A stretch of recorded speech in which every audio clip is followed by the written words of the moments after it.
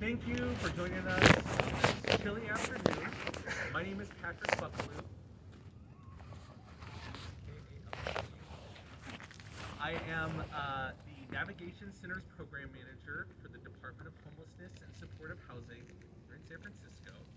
And I recently added this site, the Vehicle Triage Center, to my portfolio.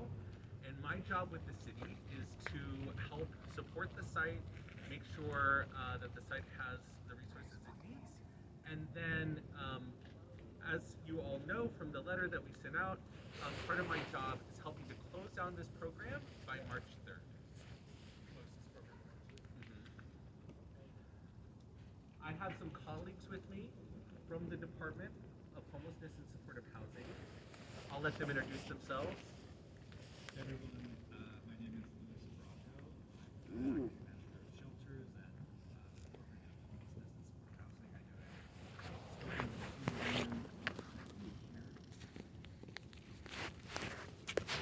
Hi everybody, my name is Darius, and I'm the Deputy Director of the Department of Homelessness and Supportive Housing. I oversee the programs here. Thank you for being here today so we can explain to you what the process is and so you know how to engage with us, learn about the services we're going to be providing, and help to support you as we get towards March. Great. Thank you. Okay, so you all should have gotten this letter a few weeks ago that outlines that the VTC is going to be closing. The last guest at the VTC will need to leave by March 3rd. But part of your exit date is going to depend on your what we call your housing status. So that is when you get a housing assessment through an access point, and you are put into to a pot to decide what options are going to be available to you from the city based on the information that you give when you get the assessment. So, for guests that are problem-solving guests, if you happen to know your status and you know that you're problem-solving, can you raise your hand? Okay. If you're housing referral status and you know that, can you raise your hand? Okay. If you don't know your status at all, you don't know your status, can you raise your hand? Great. So I'm gonna talk to all three of those groups. Okay. So we'll start actually with the unknown. If you don't know your status, the first thing that you need to do is you need to be talking with your case manager from Bayview Hunters Point Foundation. The Bayview Hunters Point Foundation case managers can get you an assessment through the access point that is coming on site. Right now they're coming on site every other week. So it's a man, his name is Alejandro. He's a really great guy. He knows a lot of the resources, and he's willing to work with every single one of you who need problem-solving support, who need to get a housing assessment. That is the first step. So if you're unknown, you're going to talk to your case manager, and you're going to get a housing assessment from Alejandro at Mission Action, and that can happen on site. But you're going to want to organize that all through your case manager. Okay? If you are problem-solving status, you're also going to get that same support from Mission Action. So what they're going to be doing is coming out, giving those assessments. If you've already gotten one, they're going to be doing what's called problem-solving assistance. That's going to look like a number of things. It's going to be assessing where you are in your housing journey as a whole. It's going to look at what you're sort of interested in. Say, for example, you're interested in renting your own apartment, and you have some source of income, and you could pay for that apartment, but you don't have enough money to pay for the deposit, first month's, last month's, those sorts of expenses. The city can help you through that problem-solving assistance with things like first month's, last month's rent, support like that. The other thing that we're doing through problem solving is we're going to have anyone who wants their RV to be assessed by a mechanic, sorry, not just RVs, any vehicles that you want assessed by a mechanic. I have a sign-up sheet, and anyone who wants an assessment can get an assessment on their vehicle and to see what all is wrong with it, how much it will cost to fix, etc. The department has a pot of money to help fix some vehicles and to help with some registration and some items like that. We will not be able to help every single vehicle. We won't have enough resources to fix every single vehicle, and some vehicles may not be fixable. Some vehicles might have so many problems they can't get registered. So what you can do is sign up. We'll get your car assessed by a mechanic, and then from there we'll look at the whole list, what everybody needs, and we'll start working through that list as we have resources. Yeah, and just to add a couple things, thanks Patrick for talking about that.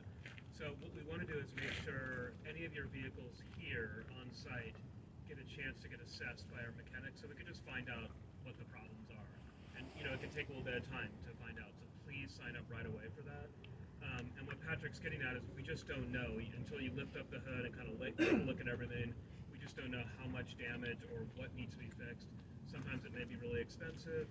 It may be just a few items that need to be fixed. We just don't know until the mechanic gives us that assessment. So again, sign up as soon as possible for any vehicle you have here on site. We could do questions afterwards, or do you want to do them now, or how do you want to do? You want to do Q&A at the end? There was a hand up. Yeah, we can. I was just going to ask, you guys have a mechanic for that? Or? Yeah, we have someone that's actually coming around loaded, coming to the site.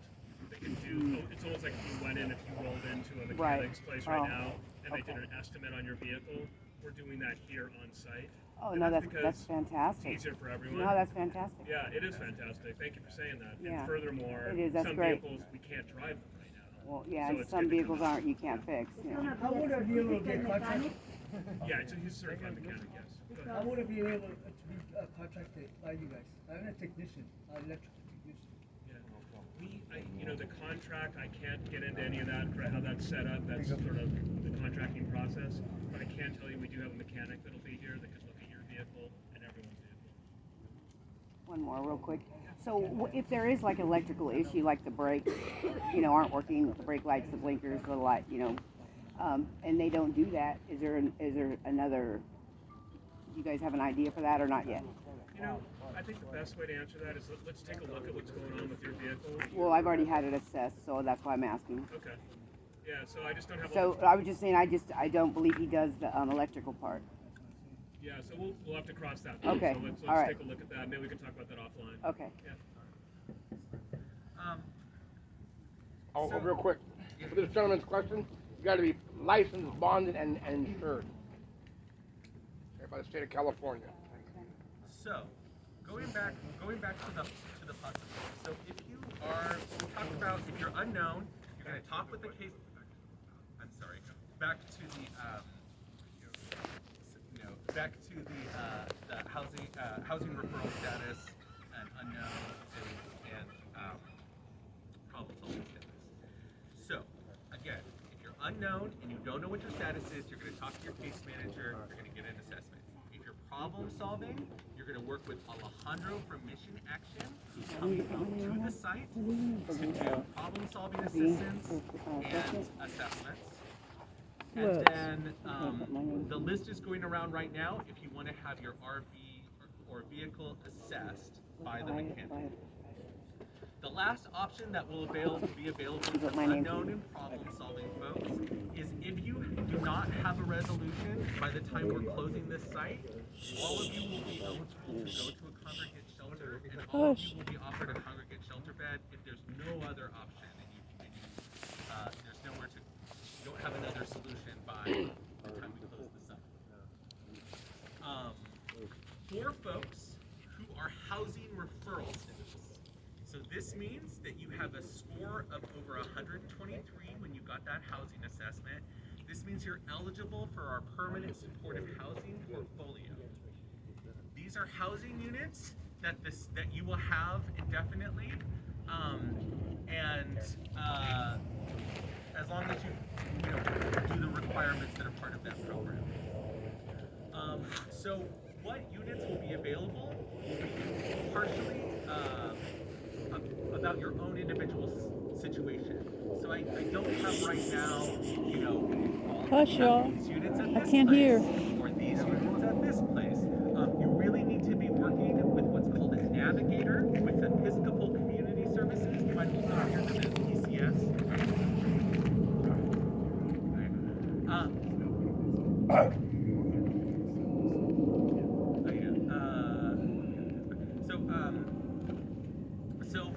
ECS will be coming out as well to meet you here on site if you are housing referral status to work with you on a couple of things. One, we need to make sure you have all the documents necessary to go into permanent supportive housing.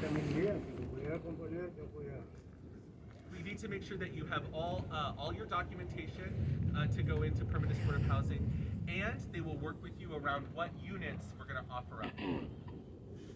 If just because you're a housing referral status, you can still sign up to have the mechanic assess your RV. Again, we're just assessing right now.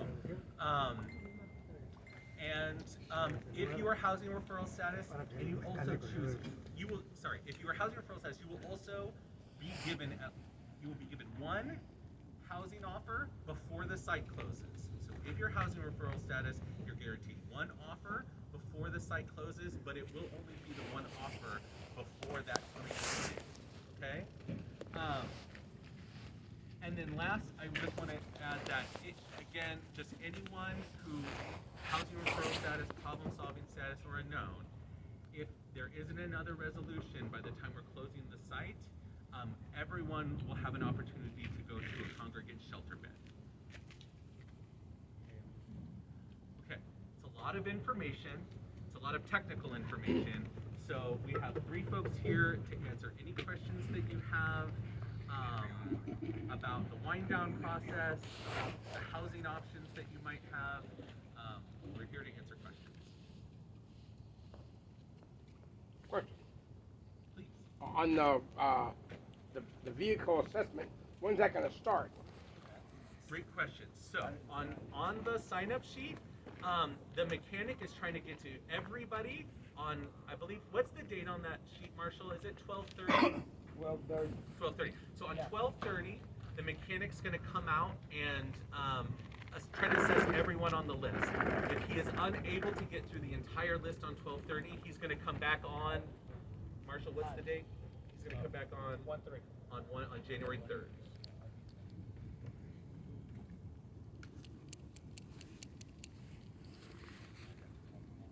What if we don't have any other option to keep the child? Because for the status or any, you don't qualify for anything. So, what's going to happen with us? If some of us here we don't qualify. Yeah, so everyone qualifies for something.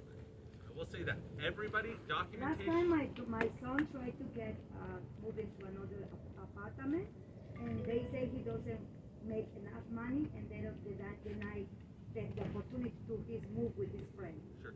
So there's a lot of different housing options that the city provides, and there's lots of different avenues. What I can say, and not everyone will be eligible for every avenue, but I promise everyone here is either problem solving status and will get the problem solving assistance, or your housing referral status and you get the housing referral status. You'll get the assistance through ECS. But there is not, everyone will be offered something, so I strongly encourage, even if you're skeptical, I would challenge you to still work with your case manager from Baby Hunters Point Foundation on working with Mission Action to find out what all your options are. Dora, do you want to talk a little bit about, I think, to the first part of her question around what happens on 12/3 if folks don't have, sorry, 3/3, March 3rd, sorry. March 3rd if folks don't have other options. Yeah, so as Patrick said, everyone will be offered a shelter bed. So if you needed a place to stay, and let's say the assessment by the mechanic here determines that your RV is not fixable, you've had the opportunity to be here. fully stabilize here, and let's say you just have no other option that's available to you, we're getting close to March 3rd, we'll take care of your RV, we'll have that towed off and impound to get rid of, so you don't have to deal with that, you have to pay for Yeah, that. but that's the thing. And When we come into here, listen, when I came here, my trailer was okay, and it was my house. So now I came here, and you guys gonna force me to leave my house and go to shelter that it could be make my head get crazy. Because last time I was in SLO, I commit suicide. So for me, it's not an option to be either a shelter or SLO. So and that's why I buy my trailer because I have my issues and that way. And now my trailer is not working. So and I'm gonna force me to go away a place I don't want to go because I have my house and I have my cats. What am I gonna do with my cats? So let me say this first of all. So we haven't assessed your RV yet, have we? So let's take a look at it. Let's see what's going on. Somebody already assessed my RV and all the restricted water is eaten by the rats. So. Yeah, well let's find out. Let's take a look at what the proposal is, what the estimate is. Let's see if that's something we can And fit. the reason I don't trust anymore because last time they said they're gonna fix my trailer, cover it and make the rain doesn't go. And now you can see it's tons of water into my trailer, so they don't fix it. What kind of people are you gonna bring? The same people they fix the roof? Yeah, so I don't know the details of your RV, just because I haven't looked at it, nor am I a mechanic. So why don't we take it one step at a time, and if this mechanic that we have that's here right now that's working, let's have this person take a look at your RV, let's see what the estimate is, let's see if it can be fixed. What Patrick asked me just to say is, this place is closing, we have to close it, and so what we wanted to tell you is that we do have, and that's okay, we're not saying you have to go to shelter, we're saying we will offer you a shelter bed at the end of it, and we'll also address any RVs that are just broken, won't move at all, we will take care of that, we won't tow them out to the street, we'll have to tow them to impound, because we have to close down this site properly, it's California state land. Yes. Now, what about the original assessments they had for us, but they wouldn't give back to us? What I mean by that is, we had original assessments, what RVs they were going to fix, and nothing ever happened. And then I kept, the old case manager kept saying, we lost your paperwork. You didn't lose my paperwork, it's in the file. Yeah, well, let me say this, I'm sorry that happened. I don't know what happened there. What I can tell you is we're trying to hit reset, start again, with a mobile mechanic coming out and taking a look at all the RVs. So if you're okay with it, Well, I have no problem with that. I just this want person's going to come out, we're going to start new. I just want to make sure we're going to do because we're told that 5 or 6 times. Don't work on your RV because we're going to fix it. Gotcha. Okay? I can't speak for what was said in the past. I understand. I'm not trying to say you're wrong. They just keep saying we're not fixing it because we're not, and then they say, oh, we don't have your paperwork. I'm sorry that's Oh no, okay, don't be sorry. It's not your No, I just want to say, and please hear this. We are having someone come out that will assess every RV. I'm not going to say we're going to fix every RV Right, because right, we got to see yeah. what's going on. I just want to know what I can fix it. I just want to know what's wrong and what's wrong. Absolutely. So we can fix our own stuff, a lot of us. So we are going back to fixing the RV. Just one second, sir. This one had her hand up, and then you're next. Well, I was just gonna ask the Hold Jay on, that. could everyone hold for a second? We're gonna take a question over here. Okay. They offered me $500 for my converter and my RV, and then a week later I said no, and then a week later it was stolen, and the city of San Francisco thinks that will they potentially be able to get stolen here, and I know if somebody here with Lewis may be fired. So what I would say is sign up to get your RV, to get your vehicle assessed. She can And live with we me. will assess what's going on and take it from there. Okay. So here, and then the man here. Sure. Okay, so I was gonna ask about the day they had the a tsunami warning. Yeah. I think it kind of is what happened that day, but we were gonna have the DMV people here that would help us with the DMV stuff. I was wondering if they were gonna come back Great question. because they didn't come. Let's- You know. Yeah, I think that was, it might have, was that DV or was that Mission Action that was supposed to come out that day? Where do I, Where's Mission Shanae? Action? Where's It was Mission It was Action. Mission. So Is that the that's same thing? So that's Alejandro and the Mission Action. That's the access point that's coming out. So they did Oh, come out that day because okay. of the Tsunami. Right. Tsunami. Yeah. Ooh, what a day! I wasn't y'all. here, so, I yeah. tell you. But They're coming back. yeah, they are. They're going to keep coming back. So they've been back, and they're going to keep coming They've back. been back since right now, that day? Yep. They're coming every 2 weeks, And they are going to start coming even more frequently than that, closer to the close When date. did they come? Okay. Sir, you had your hand up After and that then day, the tsunami was supposed to Oh, come. no, I was Remember, saying, so they we're going back to didn't come? returning the And then I've been RVs, waiting is that for what we're them. saying? That's No, one of the remember things we that had we're your going to try to do assessment here, already. if So in now fact it's no more fixable. for First step DMV. is Oh, actually so getting you don't, us. I don't have to go through them. No. Right, They're right, gonna good, Getting come. to work good, up I and mean, finding out what the estimate Yeah, is. I've been here over a I year want it, now, and, yeah. and I've been here You're this whole fine. entire You're time, fine. so. We're going to do this. So, we are good. Sorry it took a while for us. but That's here all we right, are. no, that's all right, at least we're getting it done. Did you Oh, sign? okay. Did But you sign now, up to have your? once they're gonna first- start working, then I could do the DMV thing. Do I have to go in? No, they're gonna come here and then they'll do the paperwork. They'll do the Another yard for us, But there's nobody outside. anywhere else, for the simple fact that we already got our home. Yeah. We already got home. Yeah. And this is our home, for a lot of us. And we like it. And for us to go to an apartment building, it's almost like yanking. I got you. It really is. Yeah. No, Good thanks. question. Because of the privacy that you have in your own home. In comparison of sharing a whole building with a ton of people and you don't know what kind of a good or bad habits they might have to be a very reserved type. He's covered his rest. Thanks for bringing that up. I just want to respond to that because I think other people may feel the way you do.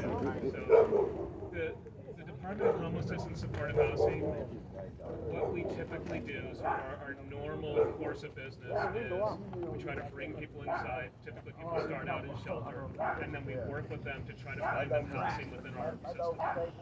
Sometimes that's a rent subsidy in the private market, sometimes it's a building with a lot of other people, it's different. And it depends on once you get your housing assessment. That's really what we do. We've never done anything like what we're doing here today.